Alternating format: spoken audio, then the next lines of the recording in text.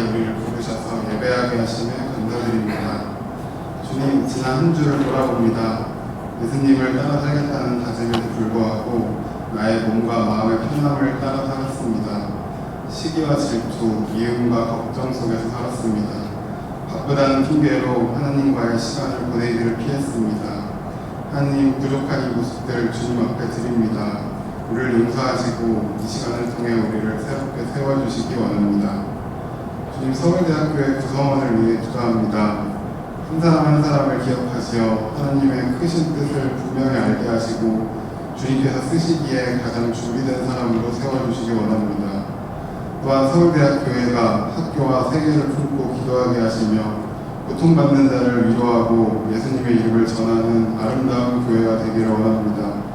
특히 먼 곳에서 하나님을 전하는 홍정인 김남주 선교사님을 기억하시어 건강을 지키심과 함께 선교의 열매가 풍성하게 맺히길 원합니다. 극심한 폭염과 자연재해들로 고통받는 사람들이 있습니다. 또한 계속되는 전쟁 속에서 매일 힘겹게 살아가는 사람들이 있습니다. 주님, 이들을 위로하여 주시고 우리 교회가 이들을 위해 끊임없이 기도하는 교회가 될 수 있기를 원합니다. 예배를 섬기는 많은 손길을 기억하여 주시고 특히 최태영 교수님께서 말씀 전하실 때 하나님의 뜻을 온전히 전달할 수 있도록 함께 해주시기 원합니다. 또한 말씀을 통해 하나님의 음성에 귀 기울이는 우리가 되기를 원합니다. 예배의 처음과 끝을 주님께 드립니다. 예수님의 이름으로 기도드렸습니다.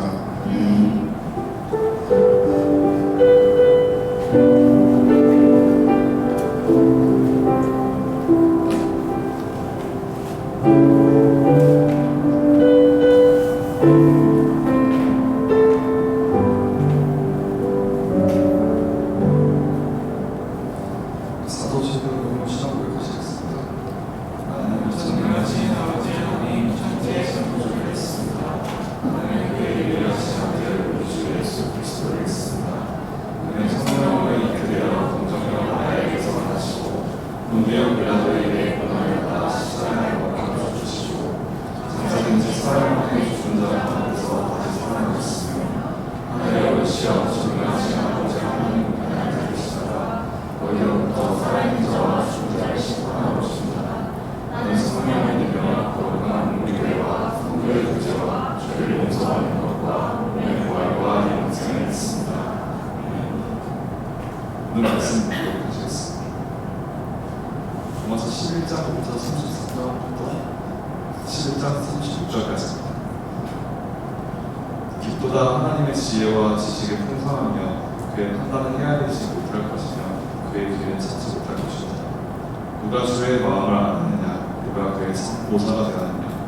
누가 주께 먼저 드려서 갚으심을 받겠느냐?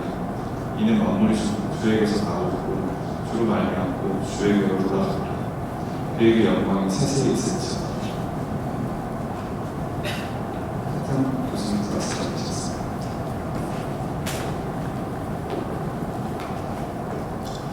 우선 봉헌기도 드리겠습니다. 사랑의 주님, 오늘 이 자리에 저희가 예배를 드리고 주님을 높입니다. 이 자리에 주님께 드릴 예물과 함께 나왔습니다. 이 예물 쓰인 곳에 주님 나라 확산되게 하여 주옵소서. 그리고 예물 드리는 모든 사람들 손길도 기억하여 주옵소서. 예수님 이름으로 기도합니다. 네. 감사합니다. 자, 오늘은 성경적 관계의 집시리즈 6번째로 학문에 대해서 이야기를 하고자 합니다. 여러분은 대부분 이제 학문의 길을 걷고 있거나 걸었거나 걸어갈 사람들이죠. 여러분 철학 하면 이제 영어로 필로소피잖아요. 그러니까 지혜에 대한 사랑입니다. 우리는 학문의 길을 갈 때 느끼는 그 고독감을, 그리고 학문을 통해서 발견하는 지식과 진리와 진실을 사랑하는 사람들입니다. 그런데 그리스도인들에게는 고민이 있습니다. 바로 신앙의 적대적인 학계의 분위기와 꼭 그렇게까지는 아니더라도 실제 연구에서는 어떤 신을 배제하는 그런 규범입니다. 우리 주위에는 신을 믿지 않는 자연주의적인 과학자들이 많이 있어요. 특히 이 사람들이 이제 전공 영역에 따라서는 학계에서 굉장히 강력한 권위와 권력도 갖추고 있는 경우가 많이 있습니다. 이런 사람들이 이제 공공연히 말을 합니다. 과학자가 어떻게 신을 믿을 수 있느냐라고 말을 하죠. 혹은 이렇게 고민하기도 합니다. 지금 내 연구가 과연 내 믿음과는 무슨 관계가 있을까? 여러분은 여러분의 연구가 전도의 도구로 바로 이렇게 쓰일 수 있다고 생각하세요, 지금? 학문이라는 것은 우리 삶의 거대한 일부인데 또 다른 거대한 일부, 사실은 전부여야 돼. 그리스도인으로서의 삶과 접점을 찾기가 늘 쉽지는 않은 것이 사실입니다. 나아가서 이런 방향의 고민은 막다른 골목에 이릅니다. 이거예요. 지금 내 연구는 과연 하나님의 영광을 드러내는 연구인가? 아니면 인간의 욕망에 봉사하는 연구인가? 여러분이 만약에 2차 대전 말기에 미국이나 독일의 핵물리학자였다면 아마도 이런 고민을 하게 되는 상황에 처했을 수 있습니다. 저를 얘기하자면 제가 연구하는 조직에 대한 지식은 본질적으로 사악한 지식이다라는 생각을 할 때가 많이 있습니다. 사람의 동기와 감정, 행동을 이해하는 이유가 그것을 통제해서 조직의 생산성을 극대화하려는 지식입니다. 그래서 오늘 여러분과 학문을 대하는 그리스도인의 자세는 무엇인가라는 질문에 대해서 함께 고민해 보려는 것입니다. 여러분들도 평소에 이제 많이 고민하는 것들이라 금방 알아들으실 것이라 생각합니다. 네. 자, 학문을 한다는 것은 신뢰할 수 있는 방법을 적용해서 어떤 대상을 알아가는 여정입니다. 그렇다면 우리는 이 안다는 것이 무엇을 의미하는지부터 알아야 합니다. 이게 안다 하면은 아는 것입니다. 지혜, 가빌 이런 말부터 떠오를지 모르지만 성경에서부터 찾아보면 성경에서 안다라는 표현의 대표적인 예는 히브리어 야다입니다. 이 단어는 알의 대상에 대한 지식을 이제 머릿속에 이렇게 우리가 넣었다, 잘 넣었다는 의미가 아니라 그 대상과 알의 대상과 깊은 관계를 맺는다는 의미입니다.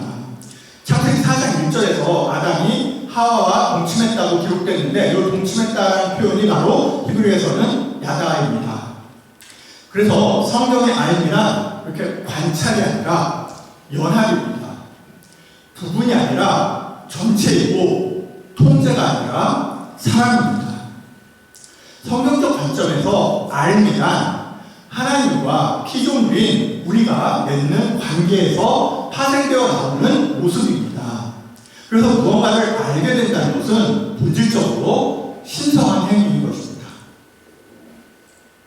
이렇게 무언가 혹은 누군가에 대해 알게 된 결과를 우리는 지식이라고 부릅니다. 지식에는 어떤 것들이 있을까요? 성경의 대답은 확고합니다. 잠언 1장 7절은 여호와를 경외하는 것이 지식의 근본이라고 선언합니다. 여기서 근본이 뭘까요? 히브리어로 레시트인데 이게 성경의 첫 단어 태초에 바로 그 단어입니다. 요한복음도 이 태초로 시작하죠. 태초의 말씀이 계십니다. 지식의 근본으로서 여호와를 경외한다는 것은 결국 모든 것의 시작이자 모든 것 위에 뛰어나는 것입니다. 이 하나님을 아는 것은 성경이 반복적으로 강조하는 바입니다. 호세아 4장 6절은 내 백성이 지식이 없으므로 망하는도다라고 탄식합니다. 국민들이 책을 안 읽어서 망한다거나 성경 공부를 안 해서 망한다는 의미가 아니라 하나님과의 관계가 단절되어서 망한다는 의미임을 아시겠죠? 알미라는 것은 관계니까요. 호세아 6장 6절은 또 이렇게 말합니다. 나는 번제보다 하나님을 아는 것을 원한다. 여러분, 번제를 드리려면 얼마나 많은 규례에 대한 정확한 지식이 있어야 하겠어요. 레위기를 통째로 달려 외워야겠죠. 그런데 하나님이 원하시는 것은 그런 지식의 적용이 아니라 당신을 아는 것이다 라고 말씀을 합니다. 오케이, 그럼 하나님을 안다는 것은 그러면 무슨 의미일까요? 예레미야 22장 16절에서는 요시야 왕을 두고 이렇게 말합니다. 그는 가난한 자와 궁핍한 자를 변호하고 형통하였나니 이것이 나를 알미 아니냐. 하나님을 아는 것이란 율법 시험에서 만점을 받는 것이 아니라 정의를 향하는 것. 요즘 표현으로 하자면 아버지 당신의 마음이 있는 곳에 나의 마음이 마음이 있는 것을 의미합니다. 예레미야 9장 23, 24절은 이를 한 번 더 못 박습니다. 지혜로운 자는 그의 지혜를 자랑하지 말라. 뭘 자랑하면 그러면 이것으로 자랑할지니 곧 명철하여 나를 아는 것과 나 여호와는 사랑과 정의와 공의를 땅에 행하는 자인 것을 아는 것, 그것을 깨닫는 것이다. 바울도 고린도전서 1장 31절에서 이렇게 말합니다. 자랑하는 자는 주 안에서 자랑하라. 여러분, 이 자랑이라는 거죠. 자랑하면 또 학계잖아요. 네. 여러분들 뭐 논문상 한번 받아본 적 있으세요? 왜 나한테 그게 안 돌아오고 싶은데 사실 학교에서 온갖 상들이 많이 있습니다. 네. 학계는 자랑이라는 덕목을 추구하는 그런 공동체예요. 근데 성경은 우리가 정말로 자랑할 것을 알려줍니다. 바로 하나님을 아는 것. 하나님이 사랑과 정의와 공의를 땅에 행하는 존재임을 깨달은 것을 자랑하라는 것입니다. 자, 그렇다면 예레미야와 바울이 경고하는 그리스도인으로서 자랑하지 말아야 할 지혜의 본질은 도대체 뭘까요? 자, 생각해 봅시다. 우리가 죄인이라는 것을 절실하게 깨닫기 전에는 복음이 그렇게나 기쁜 소식인지 잘 감이 안 와요. 아니, 복음이 뭐 예수 그리스도께서 나를 위해서 십자가 달려 돌아가셨어? 그게 뭐가 그렇게 기쁘지? 내가 십자가에 달려 죽을 것 같다는 그 죄의 감각이 생기기 전에는 복음이 그렇게 기쁜 소식인지 알기 어렵습니다. 마찬가지로 세상 학문의 본질적인 한계를 깨닫기 전에는 하나님을 아는 지식의 소중함을 잘 감각하기 어렵습니다. 자, 이 한계들을 몇 가지 살펴봅시다. 첫째로 연구 방법의 한계입니다. 여러분, 그 진리란 내용이 우리가 연구한 내용이 사실과 부합한다고 해서 진리가 아닙니다. 진리에 도달하는 방법도 진리여야 진리일 수 있습니다. 그래서 여러분이 이제 전공 공부와 별개로 방법론 공부를 그렇게 많이 하는 거 아니겠어요? 방법을 신뢰할 수 있어야 결론도 신뢰할 수 있는 것입니다. 그런데 이 지식을 얻는 방법에는 네 가지가 있습니다. 논리, 경험, 직관, 그리고 계시입니다. 수학자나 컴퓨터 공학자는 보통 논리로 증명을 하고 실험과학자는 경험으로 압니다. 직관은 바둑의 신, 한 수처럼 연구 주제를 얻을 때나 재미있는 가설이 번뜩 떠오를 때 작동합니다. 여기까지는 세속 학문의 방법론으로 인정을 받습니다. 특히 오늘날 과학은 어때요? 논리와 경험, 이 둘의 결합을 정교화한 체계입니다. 반면 계시는 우리가 우리 힘으로는 알 수 없는 지식이 신적으로, 일방적으로 부여되는 것입니다. 제가 농담으로 많이 하는데요. 대학원생 여러분도 계시를 기다리고 있죠. 네, 여러분 지도교수님부터. 이거 해봐. 네. 자, 여러분, 우리는 예수가 그리스도임을 어떻게 알 수 있을까요? 논리, 경험, 직관으로 부분적으로는 알 수 있습니다. 이때까지 수많은 신학자와 철학자들이 신의 존재를 논증해 왔죠. 하지만 어떤 논증도 모든 문학을 견뎌낼 수는 없습니다. 그래서 결국 예수가 그리스도이심은 계시를 통해서만 알 수 있습니다. 하나님을 아는 것이 지식의 출발점이라면 우리에게는 계시라는 방법 역시 굉장히 중요한 것입니다. 하지만 오늘날 이제 과학주의적인 환경에서는 경험으로 알 수 있는 것만을 주로 강조하고 있죠. 둘째로 우리가 속해 있는 지금 이 대학이 변하고 있습니다. 대학은 보통 학문 혹은 지성의 전당이라고 불립니다. 이 대학과 유사한 조직들은 고대 그리스, 중국, 한국 그리고 중세 유럽에 모두 있었습니다. 지식을 전수하는 공동체는 어느 시대에나 상당히 엘리트적이었죠. 그리고 권력에는 유용하면서도 위험했습니다. 그리고 이 대학이라는 공간은 끊임없이 자치권을 추구했던 공동체입니다. 대학이란 역사 속에서 이런 노력이 하나의 단단한 제도로 맺어진 결실입니다. 대학의 자율성이 당연하게 받아들여지는 것은 이런 역사가 있기 때문인 거죠. 유럽에서는 대학이란 신학을 연구하는 하는 곳이었습니다. 신학은 이제 그래서 학문의 여왕이라고 불렸죠. 철학은 신학의 신녀였습니다. 뭐 그때는 그랬다는 얘기입니다. 이후에 르네상스와 계몽주의, 세속화의 시대를 지나면서 철학은 이제 신학을 밀어내고 왕자의 자리를 차지했습니다. 여기서 이제 인문학, 우리가 지금 아는 인문학들이 쫙 갈려져 나왔죠. 동시에 코페르니쿠스나 뉴턴이나 보일 같은 유명한 자연과학자들의 시대가 되면서 자연과학이 이제 대학의 또 다른 축으로 등장했습니다. 그래서 보면 지금으로 보면 어때요? 인문대와 자연대라는 큰 두 개의 기둥이 대학에 생겨난 것이죠. 그 다음에 이제 19세기 이후에 이제 일부 인본주의자들이 기독교적, 당시 서구의 기독교적 질서를 대체할 완벽한 인간의 세계, 인간만의 세계를 설계하고 싶은 동기에서 사회과학을 시작했습니다. 근데 오늘날은 어때요? 오늘날은 공학의 시대죠. 뭐 우리가 말하는 공과대학만이 아니라 의학, 법학, 제가 하는 행정학도 사실은 공학이라고 할 수 있습니다. 이해 그 자체가 아니라 통제를 위한 학문이고 지식 자체가 아니라 지식의 유용성에 초점이 있는 학문인 것입니다. 더 나아가서 최근으로 보면 어때요? 이제 대학은 점점 직업훈련장이 되어가고 있습니다. 유용성이라는 것도 당장의 유용성이 입증되어야 하고 취업률을 기준으로 학과들이 통폐합되고 기초학문은 사라져가고 있습니다. 이제 진리가 무엇이냐, 그래서 무엇이 유용하냐, 이걸 거쳐서 취업에 도움이 되느냐를 묻는 시대가 되었습니다. 셋째로 흔히 말하는 패러다임의 문제입니다. 여러분 이 패러다임이라는 말 다 들어보셨을 텐데요.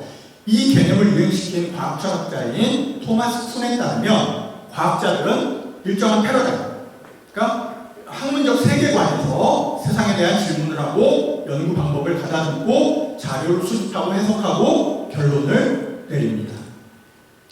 그래서 패러다임이란 과학자가 세상을 바라보는, 함께 바라보는 집단적 렌즈이자 과학자로서 우리가 준수해야 할 규범, 그리고 우리가 알게 모르게 재생산하고 강화하고 있는 체제입니다. 문제는 이런 패러다임이 세상을 보는 관점과 그것을 분석하는 방법론을 특정한 방향으로 이렇게 좁힌다는 점입니다. 한 패러다임이 지배하면 그 패러다임이 승인하는 발견만이 진리가 됩니다. 그리고 이제 이 패러다임의 지배자들은 새로운 발견, 아주 새로운, 여러분들 같은 이제 대학원생들이 하는 새로운 발견은 이렇게 더 의심하고 더 까다롭게 검증하고 지식의 시민권을 잘 내어주지 않습니다. 막스 플랑크라는 유명한 물리학자가 이렇게 말했죠. 과학은 장례식을 통해서 발전합니다. 그러니까 기존의 패러다임의 권력자들이 이렇게 이러고 나서 쉽지 않게 하는 거죠. 물론 이 패러다임론에는 이런 게 있어요. 패러다임이 이렇게 변해가면서 기존 지식이 패러다임이 한번 전환될 때 기존 지식이 완전히 폐기되는 것이 아니라 다른 형태로 지식이 계속 쌓여간다고 주장합니다. 사회과학을 생각해보면 그렇죠. 정부 패러다임이 있고 시장 패러다임이 있어요. 이 두 패러다임이 하나를 완전히 무로 돌리는 것이 아니라 서로 경쟁하면서 지식을 더 쌓아나가고 있습니다. 하지만 그렇기 때문에 바로 그 논리 때문에 지금 우리가 아는 것들 가운데 어떤 것도 진리로 보증될 수 없습니다. 패러다임의 논리가 맞다면 아무리 오랜 시간 지식을 쌓아가도 결국 진리에 도달하지는 못하겠죠. 그리고 심지어 이 패러다임론조차 진리가 아닌 거죠. 벌써 1960년대의 과학 철학인 것입니다. 네 번째로 사실과 가치의 문제가 있습니다. 계몽주의 철학자인 휴는 존재에서 당위가 나오지 않는다고 주장했습니다. 그러니까 우리가 아무리 이렇게 사실들을 이렇게 모은다고 해도 그 사실들에서 우리가 지향해야 할 절대적인 당위가 도출되지 않는다는 것입니다. 여러분, 인간의 연기 서열을 해독했다고 해서 바로 거기서 무슨 정책 대안이 도출되지는 않죠. 이자율을 올리면 인플레이션이 완화될 가능성이 있다는 잠정적인 사실로부터 인플레이션 완화를 위해서 이자율을 올려야 한다는 당위가 바로 도출되지는 않습니다. 우리가 알고 있는 사실과 우리가 가야 할 길 사이에는 큰 간극이 있는 거죠. 심지어 근데 사실과 담이라는 게 개념적으로는 구분되지만 실제로는 잘 구분되지도 않습니다. 여러분 GDP는 어때요? GDP는 그냥 하나의 숫자로 계산돼 나오니까 그건 사실이라고 생각하게 되죠 보통. 그런데 여러분 사회 도둑질이 늘면 사방에서 이렇게 보안 시스템을 설치하겠죠? 그러면 그날의 GDP는 올라갑니다. GDP라는 수치는 그래서 사실일 뿐일까요? 자, 과학에 이렇게 한계가 여러 가지 한계가 있다고 해서 우리가 하고 있는 연구가 쓸모없다는 말이 아닙니다. 당연히 아니죠. 네. 중요한 건 우리의 마음이라는 것입니다. 우리는 이런 과학적 지식의 한계를 잊고 살아갈 때가 너무나 많다는 것입니다. 이런 한계들을 여러분들 방법론 다 배웠을 테니까 추상적으로는 알고 있어요. 추상적으로 알고 있음에도 불구하고 세상의 학문이 하나님을 이렇게 한편 치워놓을 때 우리는 지금 하고 있는 과학주의 틀에 갇혀서 적절히 사고하지 못할 때가 많기 때문에 이렇게 한번 환기하는 것입니다. 우리가 하나님을 모른다면 이 과학의 한계라는 건 시간이 지날수록 해결될 문제입니다. 그냥 우리가 거기까지 확장돼 나가는 거예요. 인류의 지식이. 그런데 우리는 하나님을 알기 때문에 과학의 한계 너머도 중요합니다. 자, 그러면 세상 지식의 한계, 그리고 우리 각자와 과거, 현재, 그리고 미래의 한국 공동체가 진력을 다해도 결코 도달할 수 없을 그 지식의 해변이 있을 거 아니에요. 그 해변 너머에는 뭐가 있을까요? 사람의 지혜와 하나님의 전지전능하신 간에 긴 해변처럼 이렇게 선을 그어주는 책이 하나 있습니다. 바로 욥기입니다. 욥기 다들 아시죠? 욥이 이제 이해할 수 없는 고난을 당합니다. 많은 축복을 받았는데 어느 날부터 이해할 수 없는 고난을 당해요. 모든 것을 잃습니다. 그러니까 욥의 친구들이 욥을 위로한답시고 욥에게 왔다가 이제 한 명씩 돌아가면서 하나님은 정의로운 분이야. 네가 고난을 당한 데는 이유가 당연히 있는 거 아니겠어? 잘 생각해봐. 너 따위가 하나님을 정죄하는 거냐? 이런 묘지의 논리를 펴는 책입니다. 이 욥의 친구들 똑똑하긴 한데 헛똑똑이들입니다. 이게 제 편견이 아니라 욥기 자체가 욥의 친구들은 헛똑똑이들이다라고 선언하는 책입니다. 이 친구들 앞에서, 이 친구들의 논리 앞에서 욥은 반박하면서 울고 있습니다. 비록 내가 이해는 못하지만 그래도 나는 하나님한테 잘못한 게 없어. 하나님 이해하기 어려워. 울고 있어요. 이렇게 결론이 나지 않는 상황이 무려 37장까지 등장합니다. 그리고 이제 계속 침묵하고 있는 것처럼 보였던 하나님이 38장에 갑자기 등장합니다. 근데 놀라운 건 하나님은 욥과 친구들의 대화 주제인 그 욥의 고난, 욥은 왜 고난받는 것이냐 하는 그 고난에 대해서 설명하시려고 등장한 게 아니었습니다. 욥기 38장 시작은 이렇게 적고 있어요. 1절부터 이렇게 적고 있습니다. 그때 여호와께서 폭풍 가운데서 욥에게 말씀하여 이르시되, 이렇게 말씀하셨죠. 무지한 말로 생각을 얻게 하는 자가 누구냐? 너는 대장부처럼 허리를 묶고 내가 너에게 묻는 것에 대답해봐. 내가 땅에 기초를 놓을 때 너는 어디 있습니까? 혹시 깨달아 알았으면 말해봐. 그리고 계속 이렇게 말씀하십니다. 발췌한 거예요. 이거는 바다가 그 모태에서 터져 나올 때 문으로 그것을 가둔 자가 누구냐? 그렇죠? 바다는 왜 해변에 멈춰 있는 걸까요? 네가 누른 곳간에 들어갔었냐? 무박 창고를 봤냐? 요즘은 조금 들여다보고 있는 거죠. 누가 사람 없는 땅에, 사람 없는 광야에 비를 내리고 황무하고 황폐한 토지를 흡족하게 해서 연한 풀이 돋아나게 했느냐? 요즘 치면 생태론이죠. 아직 다 잘 몰라요. 얼음은 누구의 태에서 나느냐? 공중의 서리는 누가 나느냐? 엄청난 질문입니다. 여러분, 이런 거 박사 논문 주제로 쓰면 저를 언제 할지 모를 그런 질문들이죠. 네, 시작하시면 안 됩니다. 하나님께서 욥에게, 특히 이렇게 욥에게 말씀하여 이루신 이유는 욥이 뭘 잘못해서가 아니에요. 네. 오직 욥에게만이 하나님께서 말을 걸 가치가 있는 그런 상황이었기 때문입니다. 하지만 그 욥조차 하나님의 지혜에는 이르지 못했습니다. 하나님은 욥의 질문에 고난에 직접 답하는 대신 하나 혹은 두세 차원 위에서 높은 곳에서 지혜의 본질을 살짝 보여주시는 것이었습니다. 사실 저는 젊었을 때 욥기를 읽으면서 37장에서 38장으로 넘어갈 때 아니 하나님 조금 동문서답하시는 거 아닌가 하는 느낌을 없지 않아 받긴 했습니다. 하지만 제가 욥보다 지혜롭다고 생각되진 않았으니까 그럼 욥은 어떻게 반응했나 한번 들여다봤어요. 그랬더니 욥기 40장 4절에서 5절에서 욥은 이렇게 말합니다. 보소서 나는 비천하오니 무엇이라 짓게 대답하리까. 자기 친구들의 정죄에는 조목조목 반박하던 욥이 하나님의 난데없는 질문 앞에서는 그냥 난 뭐라고 하겠습니까? 손으로 내 입을 가릴 뿐입니다. 내가 한 번 말했지만 다시는 뭐라 대답하지 않겠습니다. 그리고 또 얘기해요. 42장 4절에서 5절에서 내가 말하겠사오니 요 말씀은 드릴게요. 뭐 이런 분위기죠. 주는 들으시고 내가 주께 묻겠사오니 주여 알게 하옵소서. 내가 주께 대하여 귀로 듣기만 하였사오나 이제 눈으로 주를 뵙니다. 여러분, 이 고백을 보면 이제 답이 나오죠. 하나님과 대면한 욥이 얻은 지식은 무엇이었나요? 고난의 이유에 대한 명쾌한 신학이 아니었습니다. 그냥 하나님이었습니다. 욥에게 주어진 야다의 순간이었습니다. 자, 이제 오늘 본문인 로마서 11장 33절에서 36절을 돌아봅시다. 로마서에서 이 부분은 이제 로마서 대략 전반부와 후반부로 나뉘죠. 전반부도 몇 개 더 나뉘긴 하지만 크게 보면 전반부와 후반부가 나뉘는데 전반부를 닫는 결론부예요. 특히 이제 9장부터 11장은 자, 8장까지는 이제 우리 이방인들의 구원에 대해서 얘기를 합니다. 근데 9장부터 11장은 그러면 유대인들 어떻게 되는 거냐? 이거에 대해서 이제 바울이 유대인들도 구원을 받을 거다라는 논증을 하는 부분이에요. 굉장히 많은 그리스도인들, 여러분들도 그렇죠. 많은 그리스도인들과 특히 신학자들이 가장 좋아하는 책으로 꼽는 로마서에서도 가장 절절한 논증이 이어지는 부분이 9장부터 11장입니다.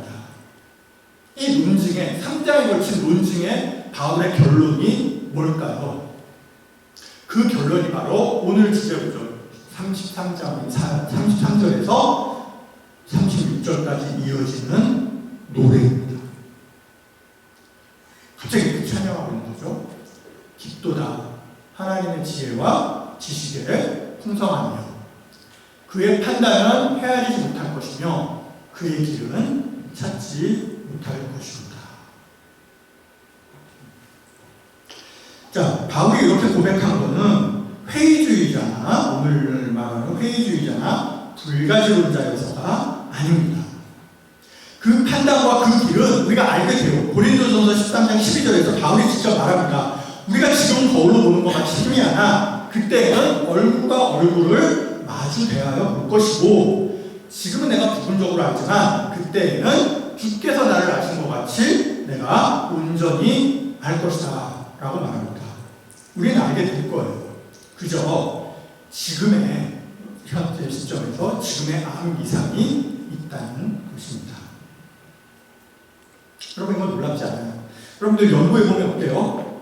뭔가 이렇게 열심히 공부하면 할수록 이렇게 뭔가 더 많이 알아가는 느낌이 아니라 이상하게 더 모르겠다는 느낌이 들잖아요. 점점 더 미지의 세계가 자꾸 열리는 그런 느낌이 듭니다.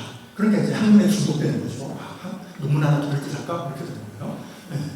자, 바울의 고백은 포기가 아니라 우리가 다다른 지점, 그러니까 육지가 끝나는 그 바닷가에서 시작되는 망망한 바다를 볼 수 있는, 그걸 본 사람만이 할 수 있는 진정한 지식을 얻은 자의 겸손한 고백입니다.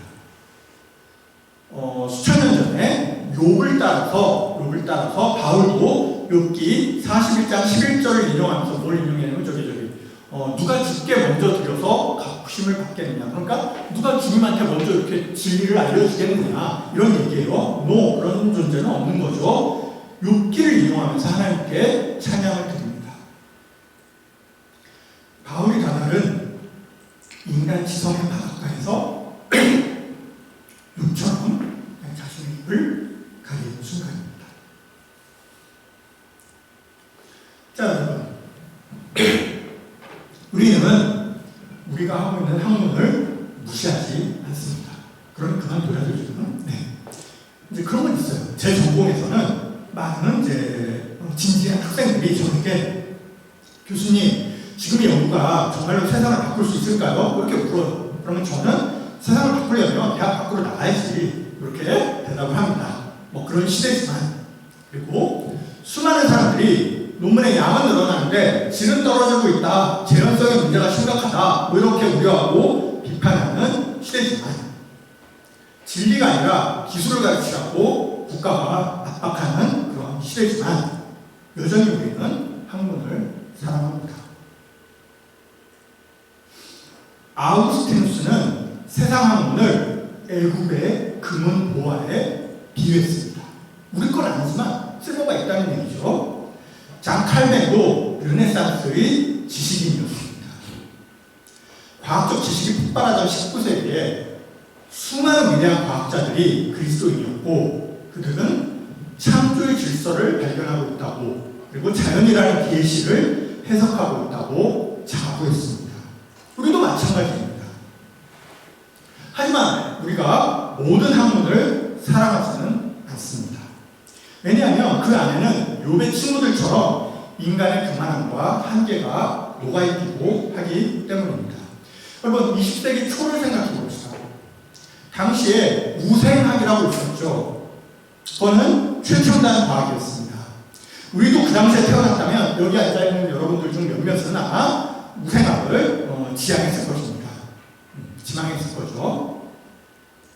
우생학은 그런데 단지 실험실에만 먹는 지식이 아니었습니다.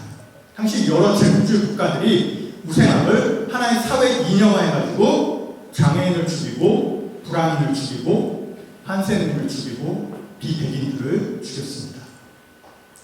우생학 자체는 인간 신체와 유전에 대한 지식을 증진시킨 첨단 과학이었지만, 예수님처럼 길과 진리와 생명이 하나 된 그런 진리는 아니었습니다. 고린도후서 10장 4절 5절에서 바울은 꽤 강력한 어조로 말합니다. 우리의 싸우는 무기는 육신에 속한 것이 아니요 오직 어떤 견고한 진도 무너뜨리는 하나님의 능력이라. 모든 이론을 무너뜨리며 하나님 아는 것을 대적하여 높아진 것을 다 무너뜨리고 모든 생각을 사로잡아 그리스도에게 복종하게 하니. 여러분들 이 구절을 많이 보셨죠? 이렇게 공성전을 이렇게 머릿속에 그리시면 됩니다. 예. 그런 걸 다 성을 무너뜨려서 모든 생각을 사로잡아서 그리스도에게 복종한다는 말이죠. 자, 이 구절에서 말하는 저 이론, 모든 이론을 무너뜨린다 할 때 이론은 우리가 말하는 그런 학술 이론이 아니라, 당시 이제 고린도서잖아요. 당시 고린도 사람들의 화려한 논변, 그러니까 영어로 argument예요. 그 argument를 의미합니다. 수사학이라고도 할 때 그거죠. 오늘날에도 이제 공중에 떠다니는 이렇게 수많은 자기 만족적인 주장들이 바로 여기서 나오는 이론인 것입니다. 이론들은 어때요? 서로를 비판하고 비난하고 이러죠. 놀랍지 않습니다. 그것이 세상에 지혜 있는 자들을 부끄럽게 하는 하나님의 계획입니다. 자, 더 중요한 건 이거예요. 하나님의 계획은 이 모든 것들을 파괴하는 것이 아니라 사로잡아서 그리스도의 복음에 따라 재배열하는 것입니다. 여기서 이제 사로잡다라는 표현은 포로로 끌고 가는 것을 의미합니다. 여러분, 포로로 끌고 간다고 그러면 노예 삼는 거 아니야? 그런데 그런 뉘앙스가 아니에요. 긍정적인 뉘앙스로 쓰였다고 신학자들이 해석합니다. 그러니까 포로로 끌고 가서 하나님의 나라에서 새로운 시민권을 준다라는 의미라는 것입니다. 죽이는 것이 아니라 살려서 그리스도에게 데려간다는 말씀입니다. 여러분은 믿으세요? 그리스도의 복음에 따라서 우리의 모든 경험과 생각과 이론을 이렇게 재배열하면 거기서 진리가 자신의 모습을 드러낼 거라고 믿으세요? 여러분이 지금 하고 있는 연구 주제를 이렇게 사로잡아서 그리스도의 복음에 따라서 재배열한다면 그 연구의 핵심은 뭐겠어요? 여러분들의 연구의 그 설계도에 가장 부합하는 성경 말씀은 뭐겠어요? 과연 그런 작업 가운데서 새로운 연구 주제가 떠오를 것 같으세요? 네, 떠오를 겁니다. 저는 그렇게 작업해왔습니다. 마지막으로 우리에게는 사실 세상 학문보다 더 사랑하는 것이 있습니다. 그것은 바로 십자가의 도입입니다. 바울은 고린도전서 1장 18절에서 말합니다.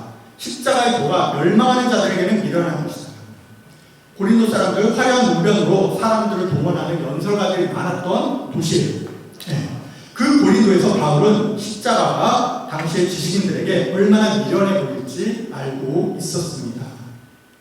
하지만 1장 25절에서 이어서 이렇게 말합니다. 하나님의 어리석음이 사람보다 지혜롭고 하나님의 약하심이 사람보다 강하니라. 약간 어려운 말 수도 있는데 이런 거죠. 하나님의 지식 대역폭이 이렇게 있어요. 하나님의 지식 대역폭과 인간의 지식 대역폭은 신뢰 구간이 중간에 겹치지 않는다는 얘기예요. 우리는 지혜를 추구하는 자세를 버리지 않습니다. 오직 올바른 지혜를 추구할 따름입니다. 자, 여러분, 연구 잘 되세요? 그런 걸 들어보세요. 자, 여러분이 세웠던 가설이 이렇게 잘 검증이 되나요? 안 되나요? 좋은 연구 주제가 이렇게 퐁퐁퐁 쏟아오르나요? 그렇지 않나요? 뭔가 연구가 막힌 기분인가요? 그럴 때는 두 가지를 추천하고 싶습니다. 뭐겠어요? 뻔하긴 하죠. 첫째, 성경을 무진장 읽으세요. 둘째, 기도하세요. 여러분, 그리스도를 믿는 연구자인 여러분은 지식의 기원이 어디에 있다고 생각하세요? 아니, 어디에 있는 것처럼 지금 살고 있다고 생각하세요? 지도교수, 교과서, 톱점은 아니잖아요. 그게 우리의 믿음의 고백은 아니잖아요. 지난주에 우리 진성 형제가 간증한 것처럼 성경에 있는 거죠. 여러분, 성경을 이해할 수 있으면 다른 모든 것들을 이해할 수 있습니다. 제가 보기엔 성경이 제일 어려워요. 여러분, 그래서 선행 연구 분석은 성경에서 시작하는 거예요. 기도는 하나님께 하는 수강 신청이고요. 하나님의 눈으로 세상을, 자연을, 인간을, 사회를 바라보십시다. 질문 던져보는 거예요. 하나님이라면 과연 이 세상을 어떻게 창조하셨을지, 그분의 성품이라면 과연 어떤 법칙을 심어 놓으셨을지, 어떤 디자인을 사용하셨을지, 인간의 죄악된 마음은 그 디자인을 어떻게 왜곡할지, 그럼에도 불구하고 확고하게 남아있는 하나님의 지문은 과연 뭘지 생각해 보는 것입니다. 과학이라는 게 이 세상의 법칙을 발견하는 활동이라면 그 하나님의 지문이 바로 법칙 아니겠어요? 나머지는 다 랜덤한 거죠. 그냥 노이즈인 것입니다. 많은 연구자들이 요즘은 이제 연구 업적의 압박 때문에 그냥 어디 소논문 될 만한 소박한 가설들을 찾아다닌다고 자주 해요. 2000년대 초반부터 이 얘기는 계속 나왔습니다. 먹고 살려면 여기는 해야 되지만 우리의 기도는 하나님, 당신이 만드신 이 세상을 새겨준 하나님의 메시지를 발견할 수 있게 해주세요. 이게 돼야 되지 않을까요? 그래서 그 메시지를 과학적 방법론이라는 수단으로 발견한 순간 로마서 11장의 바울처럼 찬양이 터져나오게 되지 않을까요? 여러분, 학문의 길은 길고 외롭고 어렵습니다. 그러니까 더더욱 하나님의 세계를 발견해간다 하는 그 기쁨이 필요합니다. 그 긴 길을 가려면. 그래서 그런 기쁨을 누리며 살아가는 여러분이 되시기를 진심으로 축원합니다. 우리 함께 찬양하면서 하나님께 영광 돌려줍시다.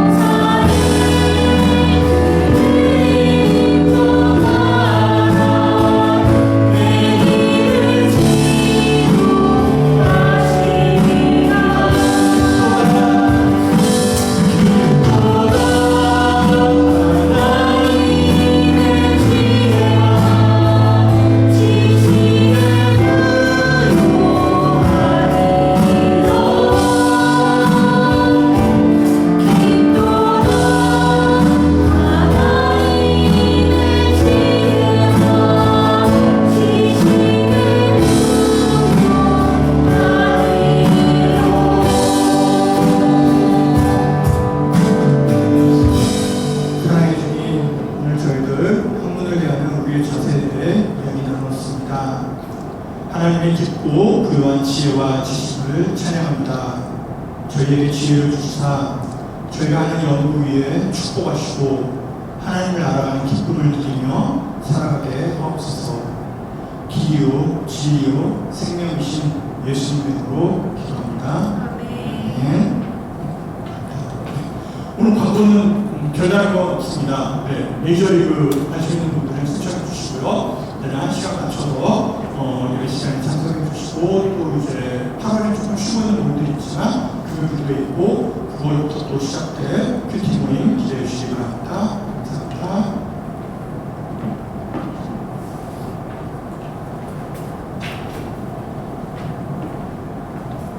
교수님 귀한 말씀 감사합니다. 저희 함께 일어나셔서 별단 찬양 드리겠습니다.